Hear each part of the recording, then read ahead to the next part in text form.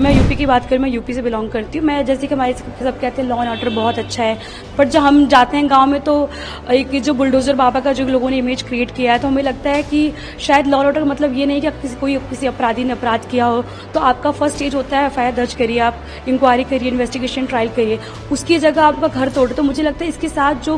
अपराधी की जो फैमिली है उनको फेस करना पड़ता, जो कि मुझे लगता है इनजस्टिस है। 10 साल में जो रूलिंग पार्टी है बीजेपी, उनके समय चाहे मणिपुर वायलेंस हो जाए, चाहे हमारी पहलवान बहन जो धरना दे रही थी, चाहे हाथरस जैसे कांड हो जाए,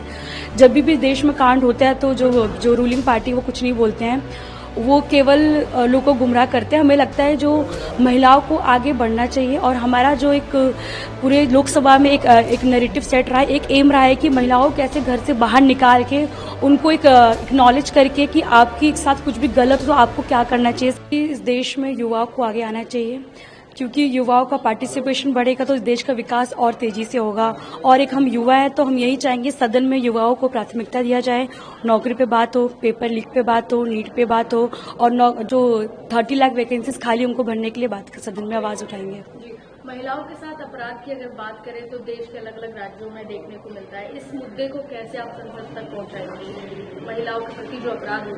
हो रहे हैं? जी देखिए, 10 साल में जो रूलिंग पार्टी है बीजेपी, उनके समय चाहे मणिपुर वायलेंस हो जाए, चाहे हमारी पहलवान बहन जो धरना दे रही थी, चाहे हाथरस जैसे कांड हो जाए,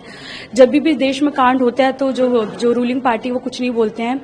वो केवल लोगों को गुमराह करते हैं। हमें लगता है जो महिलाओं को आगे बढ़ना चाहिए और हमारा जो एक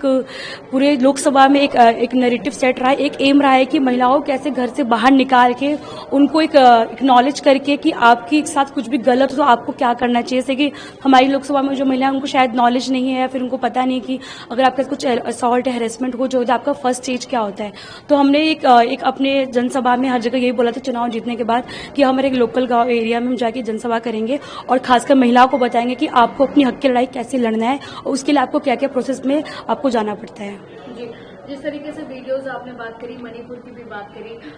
ऐसे ही कई वीडियोस पश्चिम बंगाल से भी आ रहे हैं। कहते हैं ममता दीदी के राज में जो महिलाएं सुरक्षित नहीं है, उस पर क्या कहेंगे? जी देखिए, मुझे लगता है कि ये आई थिंक ये जो बीजेपी चैनल्स मोस्टली वही लोग ऐसे दिखाते हैं। हमें लगता है कि इस देश में से मैं यूपी की बात करूँ, मैं यूपी से बिलोंग करती हूँ। मैं जैसे कि हमारे सब कहते हैं लॉ एंड ऑर्डर बहुत अच्छा है, पर जब हम जाते हैं गाँव में तो एक जो बुलडोजर बाबा का जो लोगों ने इमेज क्रिएट किया है, तो हमें लगता है कि शायद लॉ एंड ऑर्डर मतलब ये नहीं कि आप किसी अपराधी ने अपराध किया हो तो आपका फर्स्ट स्टेज होता है एफआईआर दर्ज करिए, आप इंक्वायरी करिए, इन्वेस्टिगेशन ट्रायल करिए, उसकी जगह आपका घर तोड़े। तो मुझे लगता है इसके साथ जो अपराधी की जो फैमिली है उनको फेस करना पड़ता, जो कि मुझे लगता है इनजस्टिस है। अगर आपको लॉ एंड ऑर्डर आपने बारे में पढ़ा होगा तो आपका एक होता है आपके पास कानून है, सीआरपीसी, आईपीसी, आप उसको फॉलो करना है। पर यूपी में आजकल क्या हो रहा है, कोई भी अपराधी कुछ अपराध कर उनके घर तोड़े जा रहे हैं, जो कि मुझे लगता है इनजस्टिस उनकी फैमिली के साथ।